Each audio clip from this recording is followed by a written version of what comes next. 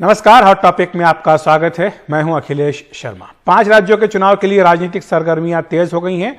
आज पश्चिम बंगाल विधानसभा चुनाव के लिए तृणमूल कांग्रेस ने अपनी सूची जारी की, तो वहीं बीजेपी ने असम के लिए अपनी पहली सूची जारी कर दी है।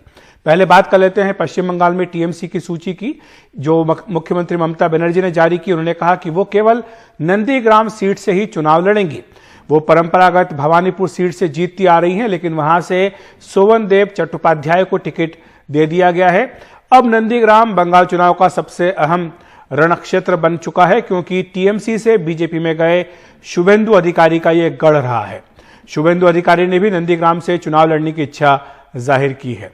आपको बता दें कि तृणमूल कांग्रेस बंगाल की 291 सीटों पर चुनाव लड़ेगी, जबकि दार्जिलिंग की 3 सीटें सहयोगी दलों के लिए छोड़ दी गई हैं। इस बार टीएमसी ने 28 मौजूदा विधायकों का टिकट काट दिया है। 50 महिलाओं, 42 मुसलमानों और 79 अनुसूचित जाति के उम्मीदवारों को चुनाव मैदान में उतारा गया है। हाल ही में तृणमूल कांग्रेस में शामिल हुए क्रिकेटर मनोज तिवारी शिवपुर से चुनाव लड़ेंगे। पश्चिम बंगाल के वित्त मंत्री अमित मित्रा तबियत ठीक न होने से चुनाव नहीं लड़ेंगे। ममता बनर्जी ने पश्चिम बंगाल में विधान परिषद बनाने का ऐलान भी किया है। साथ ही ये भी कहा है कि जिन पार्टी नेताओं की उम्र 80 वर्ष से अधिक हो गई है, वो चुनाव मैदान में नहीं उतारे जाएंगे।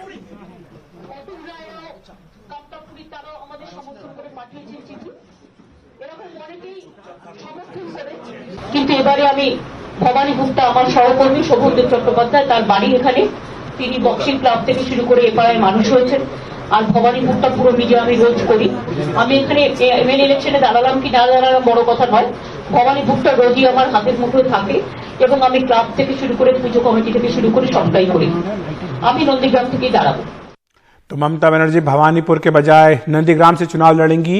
बीजेपी की इस पर प्रतिक्रिया आई है। बीजेपी नेता राहुल सिन्हा ने कहा कि ममता बनर्जी ने पहले तो नंदीग्राम से विश्वासघात किया था, अब भवानीपुर के साथ भी विश्वासघात कर रही हैं। जनता इसका जवाब वोटों से देगी। आज तृणमूल का घोषित प्रार्थी तालिका में सबसे बड़ा चमक ममता बनर्जी का पलायन। ममता बनर्जी खुद भाग गए, नंदीग्राम में भाग गए। नंदीग्राम से तृणमूल का उत्थान हुआ था, लेकिन नंदीग्राम से चले आने का बाद नंदीग्राम को और कभी देखा भी नहीं।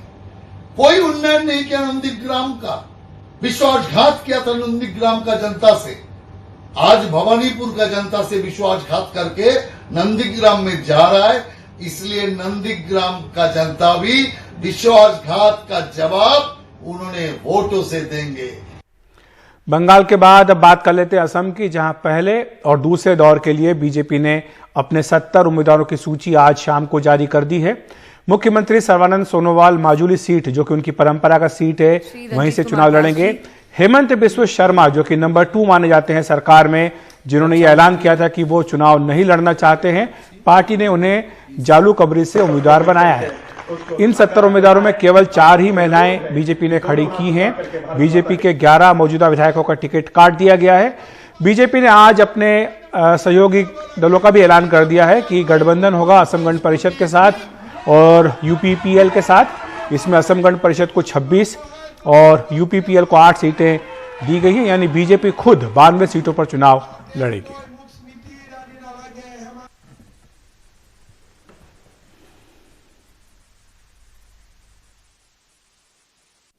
माननीय मुख्यमंत्री श्री सर्बानंद सोनोवाल जी वो माजुली से विधानसभा का चुनाव लड़ेंगे। पहले भी माजुली ही विधानसभा से चुनाव से जीते थे। माजुली हेमंत बिस्व शर्मा जी वहां से जालूकबरी वहां से चुनाव लड़ेंगे। कुल मिलाकर के 126 सीटें असम असेंबली की हैं और उसमें से जो 26 सीटें हैं वह असम गण परिषद को और यूपीपीएल जो यूनाइटेड पीपल पार्टी लिबरेशन वह 8 सीटों पे चुनाव लड़ेंगे। और अभी हमने सीट की घोषणा की है 70। और सबका साथ सबका विकास सबका विश्वास नीति को सही निष्ठा से इसको मतलब लागू किया गया है। इसके वजह से लोगों का मन में काफी विश्वास जाग उठा है, सबको इंसाफ मिला है, सबको इज्जत दिया गया है और इसलिए फिर से बीजेपी सरकार होंगी ये निश्चित है। हमारी गठबंधन एजीपी, यूपीपीएल और हमारे राभा सबका साथ हम लोग मिलकर फिर से जनता का दिल जीतने के लिए हम सफल रहेंगे। हमारे सहयोगी रतनदीप चौधरी हमारे साथ जुड़ रहे हैं गुवाहाटी से। रतनदीप, आपने सुना बीजेपी ने अपने उम्मीदवारों की सूची जारी कर दी है। 70 उम्मीदवार ही आए हैं। बीजेपी ने अपने गठबंधन सहयोगियों की सीटों का भी ऐलान कर दिया है। 11 मौजूदा विधायकों के टिकट काट दिए हैं। लेकिन सबसे बड़ी बात यह कि जो हमने रिपोर्ट किया था कुछ दिनों पहले कि बीजेपी जो मुख्यमंत्री सोनोवाल हैं उनके चेहरे को आगे रखकर चुनाव नहीं लड़ेगी बल्कि जोड़ी बना करके चुनाव लड़ेगी, तो आज वैसा ही हुआ है। हेमंत बिस्वा शर्मा जो पहले चुनाव नहीं लड़ना चाहते थे उनकी भी उम्मीदवारी का ऐलान कर दिया गया है। जी हाँ, कुछ दिन पहले ही हमने एनडीटीवी इंडिया पे ये खबर चलाई थी कि इस बार असम में कोई चीफ मिनिस्ट्रियल फेस को प्रोजेक्ट नहीं करेंगी बीजेपी, और ऐसा लग रहा है कि वैसा ही होने वाला है, क्योंकि आज जो पहला और दूसरा चरण के लिए जो लिस्ट जारी किया है उस लिस्ट में दोनों ही जो दिग्गज नेता हैं, मुख्यमंत्री सर्बानंद सोनोवाल और उनके कैबिनेट के सबसे महत्वपूर्ण मंत्री हेमंत बिस्वा शर्मा, दोनों का ही नाम है। और दोनों ही अपने जो ट्रेडिशनल सीट है, मुख्यमंत्री सर्बानंद सोनोवाल 2016 में माजुली से पहली बार उन्होंने चुनाव लड़ा था और माजुली से वो चुन के गए थे विधानसभा में, वो फिर से माजुली से ही लड़ेंगे। और हेमंत बिस्वा शर्मा जो कि उनका ट्रेडिशनल सीट है जालुकबाड़ी, वहीं से लड़ने वाले हैं। और हेमंत बिस्वा शर्मा ने इसके पहले बहुत बार ये कहा था कि वो चुनाव नहीं लड़ना चाहते हैं, मगर अगर पार्टी कहती है कि उनको लड़ना चाहिए तो वो लड़ेंगे। तो शायद पार्टी ने ये फैसला लिया होगा कि उनको लड़ना पड़ेगा। मगर इस बार कोई फेस अब तक बीजेपी प्रोजेक्ट नहीं कर रही है, ये पूरी तरह से क्लियर है। और ये एक जोड़ी पैक जिसको बोलते हैं, जानना चाहूंगा कि जो सहयोगी दल है एजीपी है, जो जोड़ी है इसको रतनदीप जो सहयोगी दल है एजीपी और यूपीपीएल, इनके साथ जो सीटों का बंटवारा हुआ है, हम जानते हैं कि दोनों ही पार्टियों ने पिछली बार ज्यादा सीटें लड़ी थी, क्या इस बार उनकी अपेक्षा ज्यादा थी? और साथ ही साथ एजीपी के जो सबसे कद्दावर नेता है प्रफुल्ल कुमार महंत, उन्हें लेकर के सस्पेंस आखिर तक क्यों बना रहा? जी हाँ, सबसे बड़ी बात है पिछली बार एजीपी ने 27 सीटों पे वो लड़े थे और इस बार वो 26 सीट पे लड़ रहे हैं, तो एक सीट उनका घटा है। मगर यूपीपीएल जो है, प्रमोद बोडो जो स्टूडेंट लीडर रहा करते थे बोडोलैंड रीजन में, अब वो बोडोलैंड टेरिटोरियल काउंसिल के चीफ हैं। यूपीपीएल एक नया सहयोगी पार्टी है बीजेपी का। पिछले जो चुनाव हुए थे 2016 में, उस चुनाव में बोडोलैंड पीपल्स फ्रंट बीजेपी की सहयोगी पार्टी थी हग्रामा मोहिलारी की, बट इस बार बोडोलैंड पीपल फ्रंट जो कांग्रेस का महाजोट है उसके साथ है और यूपीपीएल एक नया पार्टी है। पिछली बार हग्रामा मोहिलारी को ज्यादा सीट मिला था, यूपीपीएल को इस बार कम सीट मिल रहा है। तो इसका मतलब ये है कि जो थर्ड फेज के जब सीट्स डिक्लेयर होंगे तब ये हमें दिखेगा कि बीजेपी इस बार जो बोडोलैंड रीजन है वहां पे भी अपने उम्मीदवार 4 उम्मीदवार वहां पे खड़े करेंगे। 8 सीट दिया गया है यूपीपीएल को। और सबसे बड़ी बात जो इस लिस्ट की है वो है प्रफुल्ल कुमार महंत।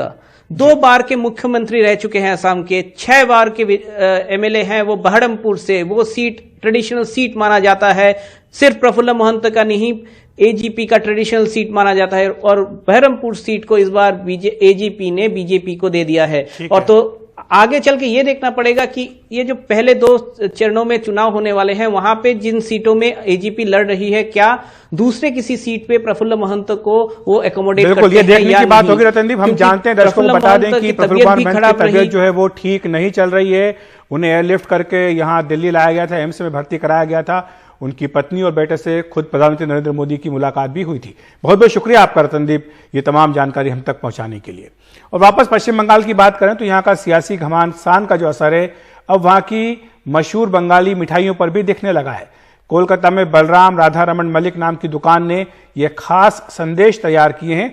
इन पर अलग अलग पार्टियों के चुनाव चिन्हों के अलावा पार्टियों के नारे भी लिखे गए हैं। सफेद और हरे रंग के संदेश पर खेला होबे लिखा है और सफेद नारंगी रंग के संदेश पर जय श्री राम लिखा हुआ है।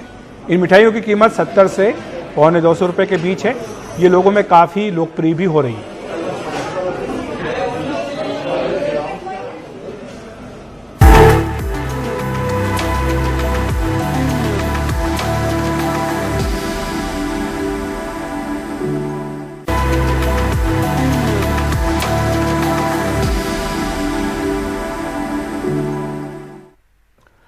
मुंबई में मुकेश अंबानी के घर के पास मिली कार के मालिक का शव बरामद हुआ है। बीजेपी नेता और पूर्व मुख्यमंत्री देवेंद्र फडणवीस ने आज ये मुद्दा विधानसभा में भी उठाया। उन्होंने जांच अधिकारी सचिन वाघे की भूमिका पर भी सवाल उठाए। उन्होंने कार के मालिक मनसुख हिरेन के व्हाट्सएप कॉल की जांच की मांग भी की है। साथ ही उन्होंने एनआईए से भी इसकी जांच करवाने की मांग की है।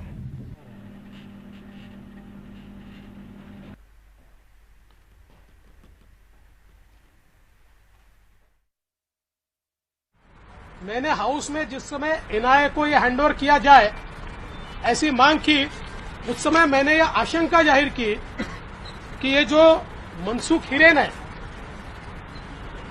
ये मनसुख हिरेन को तुरंत सुरक्षा प्रदान की जानी चाहिए, क्योंकि ये इसमें की सबसे बड़ी कड़ी है और इनकी जान को खतरा हो सकता है। अभी कुछ समय पहले उनकी डेड बॉडी मिली है। इससे ये पूरा प्रकरण बहुत ज्यादा फिशी हो रहा है, ये बहुत ही गंभीर हो रहा है। हमारी मांग है कि जिस प्रकार के तथ्य सामने आ रहे हैं और इसका टेरर एंगल भी जो बताया जा रहा है, ये सारी चीजों को देखते हुए इस पूरे प्रकरण को एनआईए को हैंडओवर किया जाए। तो हॉट टॉपिक में इतना ही। देखते रहिए एनडीटीवी इंडिया।